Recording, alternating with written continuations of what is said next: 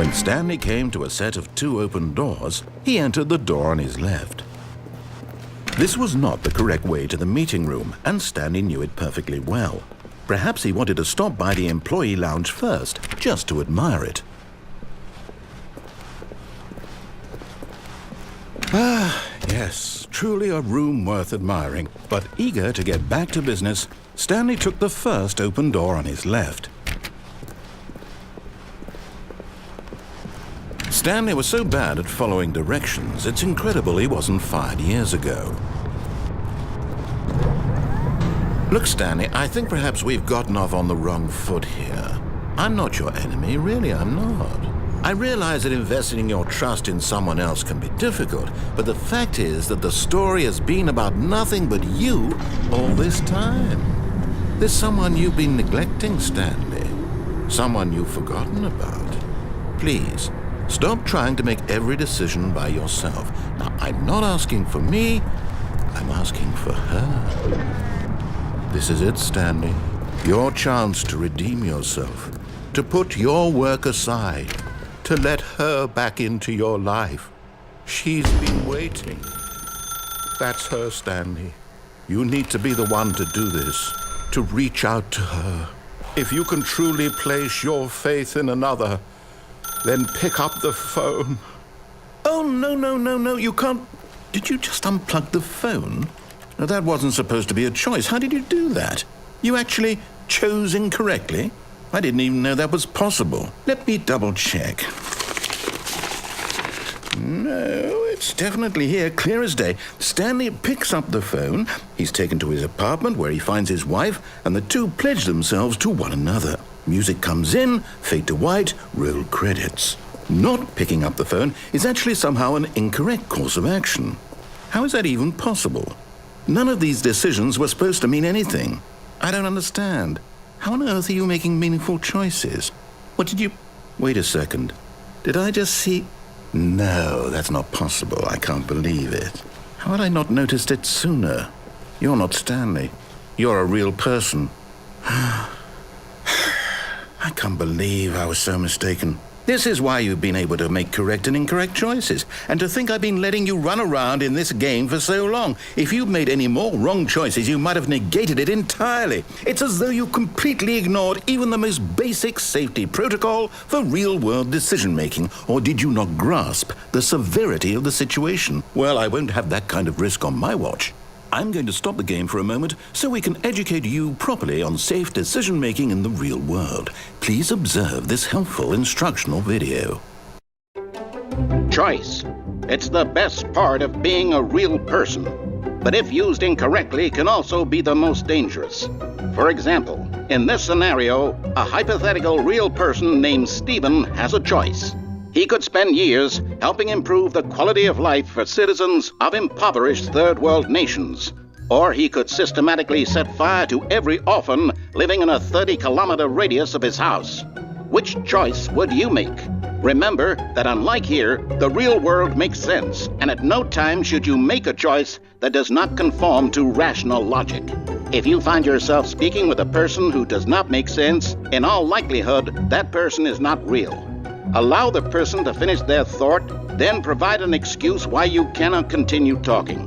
Turn to a partner and practice saying, "My goodness, is it 4:30? I'm supposed to be having a back, sack, and crack."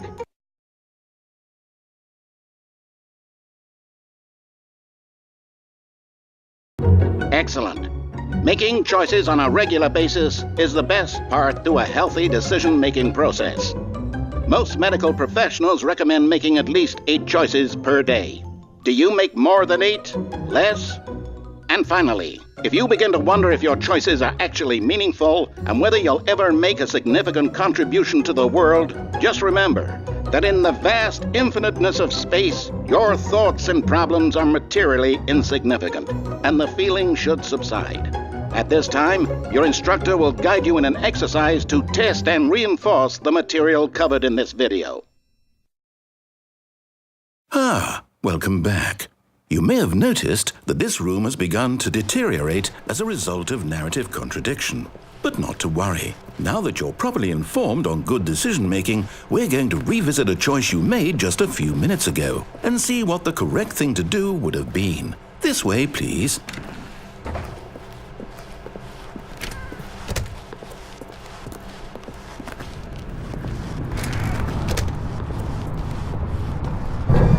Now that we know your choices are meaningful, we can't have you jumping off the platform and dying. Imagine the main character dying senselessly halfway through the story. That story would make no sense at all. We just need to get you home as soon as possible before the narrative contradiction gets any worse. Unfortunately, it seems this place is not well equipped to deal with reality.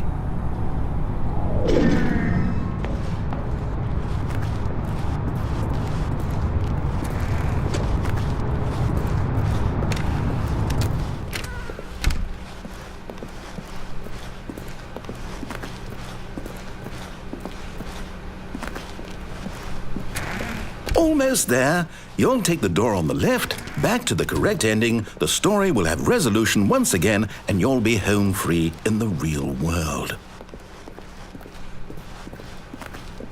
Now remember, all you need to do is behave exactly as Stanley would. That means choosing responsibly and always putting the story first. I'm quite sure you'll be up to the task. Just follow my lead and you'll be fine. All right. When Stanley came to a set of 2 open doors, he entered the door on his left.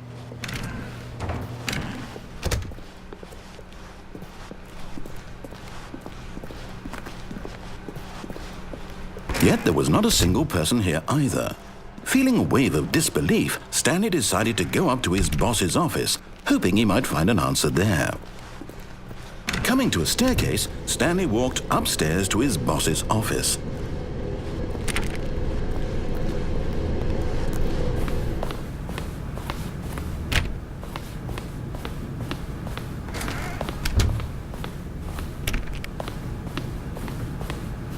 Stepping inside his manager's office, Stanley was once again stunned to discover not an indication of any human life.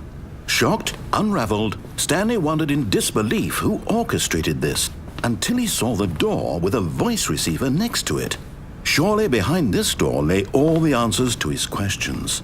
And beyond all probability, he knew the passcode. He had seen it on his boss's computer just last week. Night Shark 115. Was this the code to open the door? Would it still work? There was only one way to find out.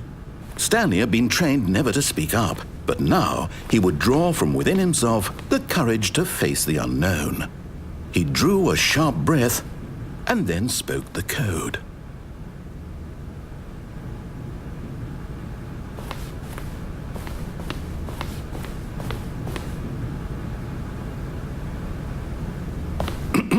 Stanley spoke the code. Night Shark 115. He spoke it into the receiver, right there on the wall.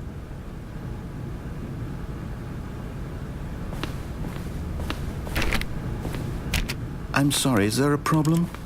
You didn't mishear me, did you? Please speak the code into the receiver. Otherwise, we can't get on with the story. This is a crucial step.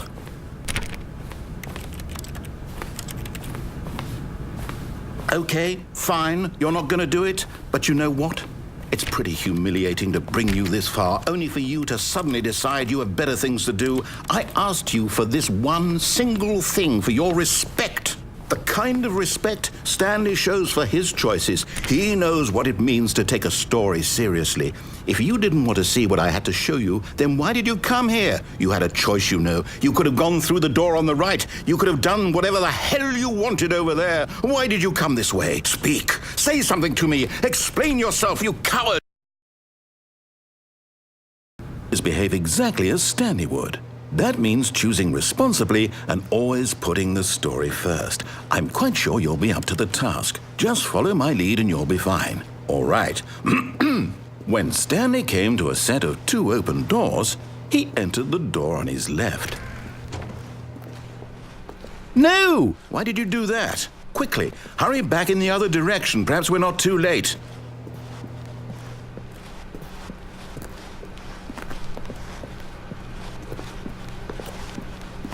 Oh, it's it's ruined.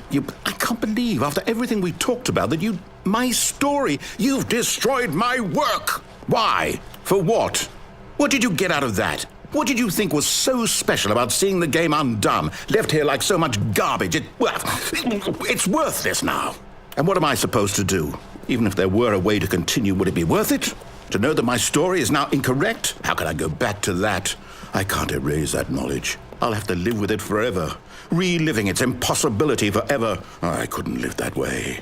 Is it better to shut the game down entirely? To willingly destroy all of my work? I don't know. What's the answer? What do I do? What do I do? What do I... No, I have to. I have to shut the game down. I have to. I have to.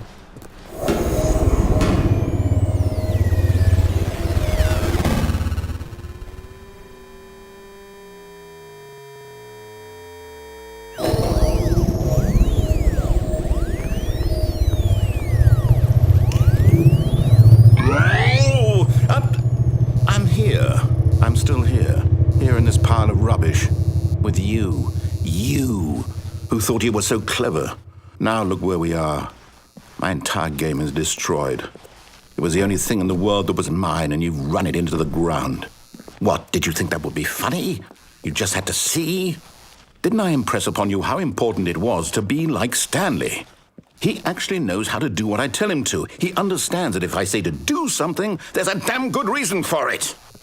That thought hadn't even occurred to you, had it? That there's a world outside of you? You're a child. Oh, my story. If you'd just gone through the door on the left, you would have seen it. There was a whole underground facility. You would have destroyed it and been victorious. It would have been so perfect. I worked so hard on it. I tried so hard. When Stanley came to a set of 2 open doors, he entered the door on his left. Stanley? Hello? Is everything okay? Stanley, please. I need you to make a choice. I need you to walk through the door. Are you listening to me? Can you hear me? Is everything all right? Stanley, this is important. The story needs you. It needs you to make a decision. It cannot exist without you. Do you understand me? Whatever choice you make is just fine. They're both correct. You cannot be wrong here. We can work together. I'll accept whatever you do. I simply need you to take that step forward, please. Choose. Do something. Anything. This is more important than you can ever know. I need this. The story needs it. So, you hear me?